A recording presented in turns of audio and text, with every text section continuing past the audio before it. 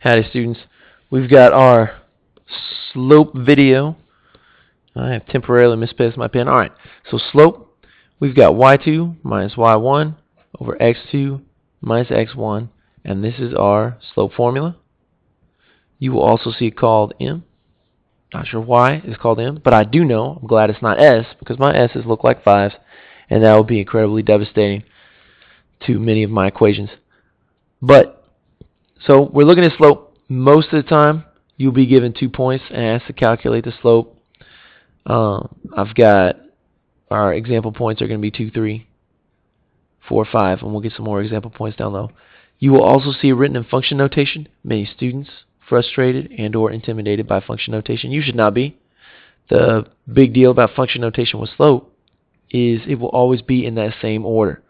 So this is xy, this is xy. Alright, x comes first, y comes second. Same thing in function notation. X comes first, y comes second. If you can't remember that, normally in function notation you would have f of x. Well, if this is x, there's only one thing this can be, y. So, two ways you will see it represented. If you see it in a word problem, you'll be given 2 points, like Timmy is falling out of an airplane, and at 9:30 he was at 15,000 feet. That's 1 point. 15,000 feet and 9:30, and then he opens his parachute and he's at 10,000 feet at 9:35. What was his rate of change? So you're given 2 points every time we ask you to solve for slope. If you can't find the 2 points, that's a sad day. But you are given them every time. We look at our equation, and all you really need to do is pick a point to go first for slope. Doesn't matter which point you pick. I'm going to pick this point to go first, and I'll do this one as a second example. But it doesn't matter which point you pick first, whether you pick 2, 3, or 4, 5. And remember, these are both 2, 3, 4, 5. I've just written one in point form, one in function notation form. As long as the same x and y value come first. Example, if I use this 3 to come first as my y2, so I've got 3 minus 5. My y's are on top. I'll just label that xy. Then I must use this 2 first. 2 must come first. 2 minus 4. This gives me negative 2 over negative 2, or positive 1.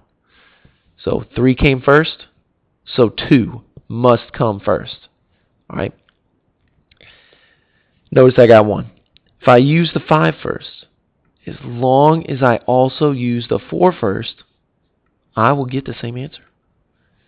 We've got 2 over 2, positive 1. So these answers are equal to each other. And that will always happen, and you will always get the same answer as everybody else, as long as your points stay together.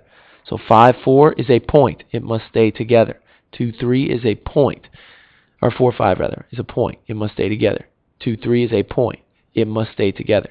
As long as they stay together, it does not matter what order you put your points in. They will always give you the same answer back. All right, the same answer back. We look at another example, because a lot of you guys, once we get to positive and negative numbers, crazy things start happening. So I'm going to go 2 comma negative 3, and then negative 4 comma 5. Alright, and again, I'll write this in function notation, just so we get a little more calm about function notation. It is no different than points. It's just a little more formal. A little more formal.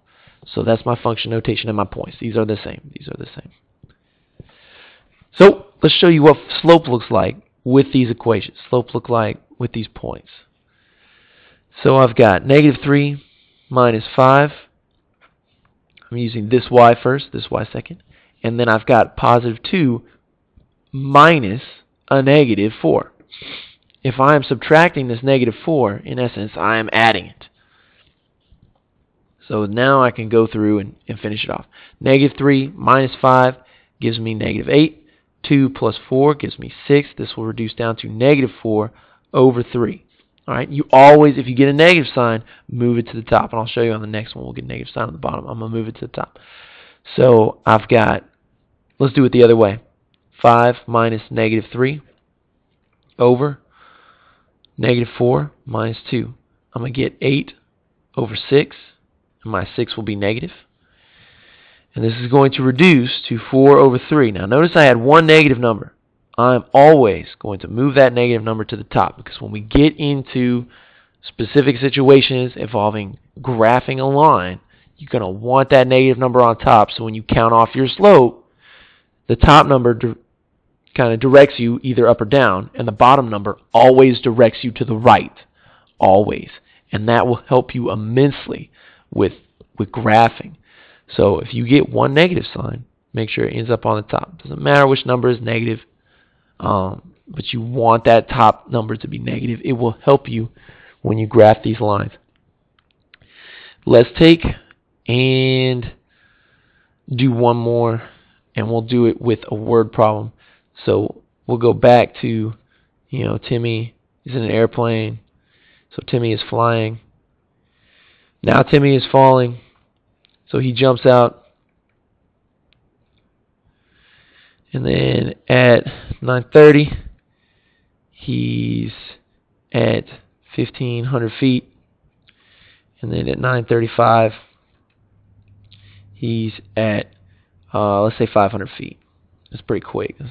He's probably going to snack. All right, so he jumps out with a parachute. We'll say that, with a parachute, just so we're not, frightened for Timmy. He's got a parachute open. At 9:30, he's at 1,500 feet. At 9:35, he's at 500 feet. Now we're going to take these. Remember, this is a point. We've got our time. We've got our height. So we're going to take and write our slope equation. I'm going to take 1,500. And remember, 1,500 is 9:30. 1,500 minus 500, because we want feet per second, or feet per minute, rather, for his rate of fall. So 1,500 minus 500. Remember, both my heights are on top. And then, very important, I want this number to come first. 930 minus 935. So I do my subtraction. I get 1,000 on top. And very important, I get negative 5 minutes on the bottom. What does this negative 5 minutes tell me? It means he is falling. If it was positive, he would be rising, which is not really probable given the fact that he is parachuting down. So 1,000 divided by 500, or 5, gives us 200. He is falling, falling at 200 feet per minute. This is his rate of change, negative 200 feet per minute. And so this is a word problem. Of course, your word problems will be significantly longer than this word problem, and not as very nicely laid out with all the information together like this. But if you will look through the problem, a lot of times with slope, you will be given 2 points and then asked for a rate of change, a rate of descent, basically a rate of something. Rate of change is generally the biggest used. So look for those 2 points. It's going to be hidden in the problem, but these 2 points will be there in any slope problem, ready for you to take and solve them. That'll be all for slope.